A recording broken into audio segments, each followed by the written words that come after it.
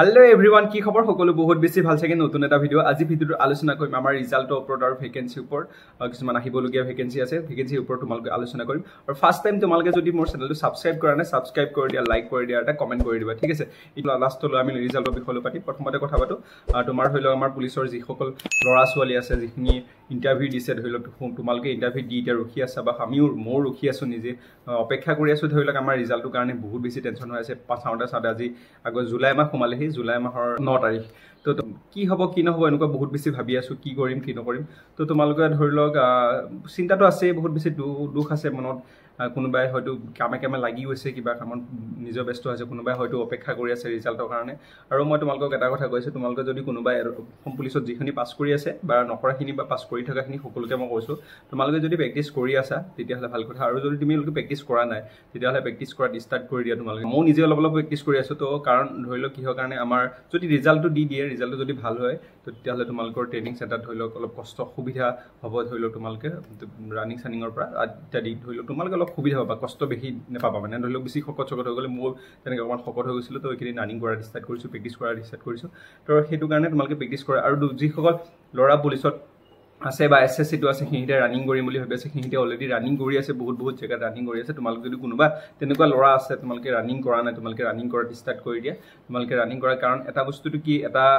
এটাতে ভাবি নাথাকিবা যে পুলিচতে আশা কৰি নাথাকিবা তো ধৰিলক আশা কৰাটো ভাল বহুত বেছি ভাল কিন্তু ধৰিলক তথাপিতো তোমালোকে পুলিচত যদি আহিছে এসএসসি তো যদি আহিছে তেতিয়া হলে এসএসসি তো ট্ৰাই কৰিব চেষ্টা কৰা কাৰণ এই বস্তুটো এই খুনালি সুযোগটো একবাৰ আহে নেক্সট টাইম নাহে কিন্তু এইটো কথা মনত ৰাখিবা সো এটো এবাৰ যদি কিবা কাৰণত হেৰাই যায় তো চেষ্টা আৰু এনেকুৱা দিছনা সবৰ ক্ষেত্ৰতে তেনেকুৱা হয় বা তোমালোকৰ মোৰ ক্ষেত্ৰত তেনেকুৱা হৈছে মানে তো মই তোমালোকক হেতু কাৰণে কৈ আছো যে ধৰিলক তোমালোকে এইটো যিটো চান্স আহিছে পুলিচতো আহিছে এসএসসি তো আহিছে একো না আহিব দিয়া এসএসসি তো এপইন্টমেন্ট পাব দিয়া পুলিচতো পাব দিয়া ডিসাইড তুমি কৰিবা কোত কেনেকে যোৱা কিন্তু ধৰিলক ফাৰ্স্ট টাইম তোমালোকে তো আনা ন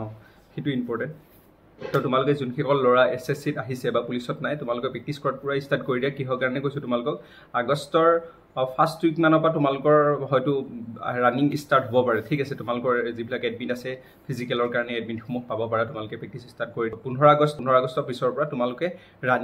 ৰানিং কৰিব পাৰিবা ঠিক আছে ৰানিং তোমালোকে ৰানিং কৰিব লাগিব ঠিক আছে কোট কেনেকে পৰে তোমালোকে ৰানিং কৰিব লাগিব তোমালোকে হেতু কাৰণে তোমালোকে ইতিয়াৰ পৰা কাৰণ মাহত এটা মাহে আছে তো তোমালোকে ইতিয়াৰ পৰা প্ৰেক্টিছ কৰাত ষ্টাৰ্ট কৰি দিয়া তোমালোকে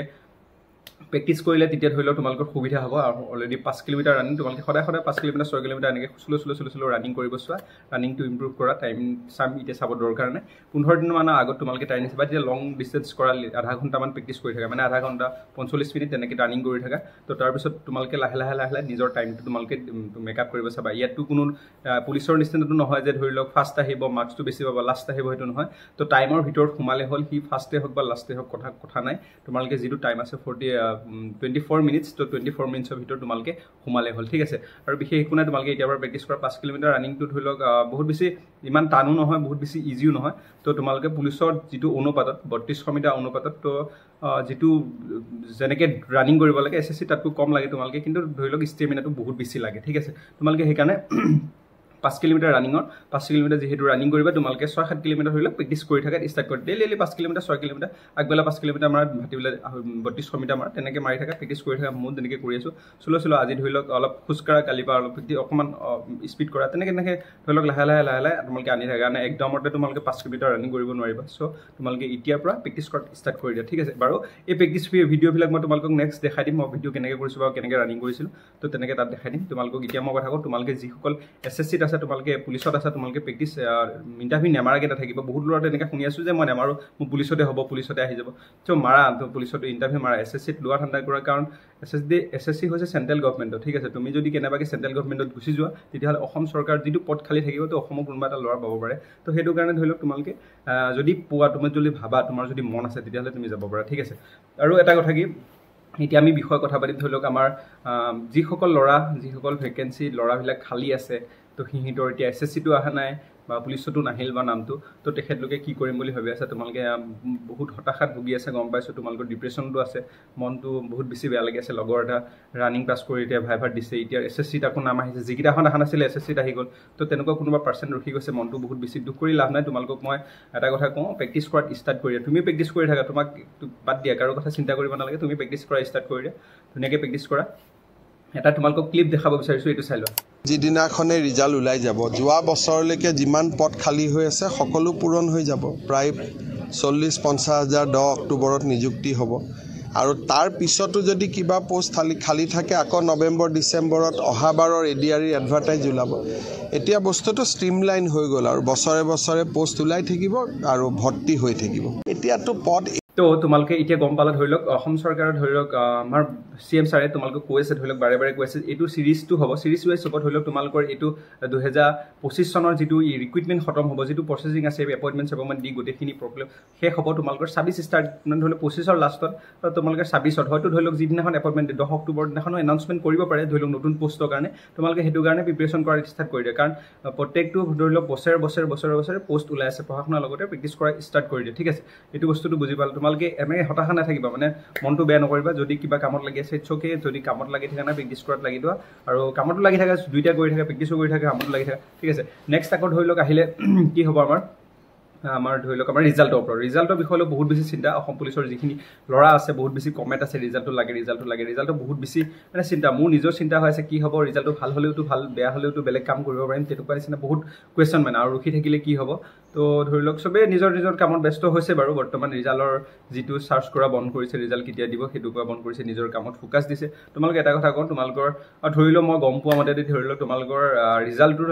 15 আগষ্ট আগততো হ'ব নাহিব চাগে। তো 15 আগষ্টৰ পিছতহে হ'ব। তোমালোকে 15 আগষ্টৰ পিছতহে অপেক্ষা কৰিব। 15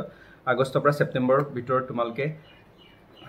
আগষ্টৰ লাষ্ট উইকৰ পৰা ছেপ্টেম্বৰৰ ফাৰ্ষ্ট উইকৰ ভিতৰত তোমালোকে ভাবিব পাৰা যে ৰিজাল্টটো হ'ব বুলি। ইমানখিনি হ'ব আৰু এইকেইদিন তোমালোকে ধৰি লওক প্ৰেক্টিছ কৰাত ষ্টাৰ্ট কৰি দিয়ে, কাৰণ যেতিয়া ৰিজাল্ট দিব তেতিয়া ধৰি লওক লগত এপইণ্টমেণ্টটো আহিব 10 তাৰিখ অক্টোবৰ, 10 তাৰিখে এপইণ্টমেণ্টটো দিব। তো তাৰ আগতে তোমালোকে ধৰি লওক প্ৰেক্টিছ কৰি থাকা। যদি প্ৰেক্টিছ কৰা নাই প্ৰেক্টিছ কৰি থাকা, ৰানিং কৰি থাকা, তো তোমালোকে প্ৰেক্টিছ কৰি থাকা, তেতিয়ালৈ সুবিধা হ'ব। তো ইমানে আছিলে ভিডিঅ'টো। আৰু তোমালোকে ৰিজাল্টৰ কাৰণে সেইটোৱে কথা ক'লোঁ। ৰিজাল্টৰ কাৰণে ধৰি লওক 15 আগষ্টৰ পিছতহে হ'ব পাৰে দেই, যিমানখিনি গম পাইছোঁ আৰু যিমানখিনি শুনি আছোঁ। তোমালোকক এটা ক্লিপ মই দেখাই ল'ব বিচাৰিছোঁ, এইটো ক্লিপটো চাই লওঁ। পুলিচৰ মেৰিট লিষ্ট চাকৰি চব 10 আগতে মাৰা পিছত মাৰা একে আৰু চব 10। তো এইটো ক্লিপত ধৰি লওক CM ছাৰে বাৰে বাৰে কৈ আছে ৰিজাল্টৰ কোনো কথা নাই, ৰিজাল্ট আৰু এপইণ্টমেণ্ট দুইটা একেলগে দিব বুলি, তেনেকুৱা কিছুমান কথা কৈছে। তো ছাৰে, তো আমি এতিয়া কি কৰিম ধৰি লওক, আমি এতিয়া অপেক্ষা কৰাৰ বাহিৰে বেলেগ একো নাই। তোমালোকে অপেক্ষা কৰা। কিন্তু ধৰি লওক আমাৰ যিটো আমি গম পাইছোঁ বা শুনিছোঁ বা কাৰোবাৰ মুখত, মোৰ 2-এজনৰ মুখত কৈছোঁ বা শুনি পাইছোঁ, তোমালোকে 15 আগষ্টৰ পিছতহে তোমালোকৰ ৰিজাল্টৰ কাৰণে অপেক্ষা কৰিব পাৰা। যদি আগত দিয়ে বহুত বেছি ভাল। আমি তোমালোকে নটিফিকেশ্যন চেক কৰি থাকিবা মাজে মাজে আৰু ভিডিঅ'টো চাই থাকিবা, তোমালোকে গম পাবা। আৰু লগতে মোৰ যদি চেনেলটোত তোমালোকে ছাবস্ক্ৰাইব কৰা নাই, ছাবস্ক্ৰাইব কৰি দিয়া, লাইক এটা কৰি দিয়া, কমেণ্ট কৰি দিয়া। আৰু তোমালোকে যদি হোৱাটছআপ গ্ৰুপত কিছুমান অকল অসম পুলিচৰে নহয় বিভিন্ন ধৰণৰ বিষয়ে এডভাৰটাইজমেণ্ট কৰাই থাকোঁ বা দি থাকোঁ, তাত আপলোড কৰাই থাকোঁ, তোমালোকে যদি গম পাবা বা আপডেট বিচাৰা তোমালোকে, তো তেতিয়াহ'লে মোৰ ডেছক্ৰিপশ্যনত লিংকটো দিয়া আছে। তোমালোকে হোৱাটছআপ গ্ৰুপটোত তোমালোকে জইন হ'ব পাৰা। তাত সকলো ধৰণৰ ল'ৰা আছে, ABUB ড্ৰাইভাৰ গোটেইখিনি আছে। আৰু লগতে বাহিৰৰ যিখিনি ল'ৰা আছিলে সেইখিনিতে প্ৰিপেৰেশ্যন কৰা নাই, যে পুলিচৰ কাৰণে আগন্তুক প্ৰিপেৰেশ্যন কৰি আছে বৰ্তমান। তো সিহঁত তেনেকুৱা কিছুমান ল'ৰা আছে। তোমালোকক সকলোকে কৈছোঁ, তোমালোকে সেই গ্ৰুপটোত জইন হ'লে তোমালোকে নটিফিকেশ্যনবিলাক পাই থাকিব পাৰিবা প্ৰথমতে। ঠিক আছে, ভিডিঅ'টো ইমান আছিলে। থেংক ইউ ছ' মাছ। আজিলৈ আহিছোঁ। Bye bye.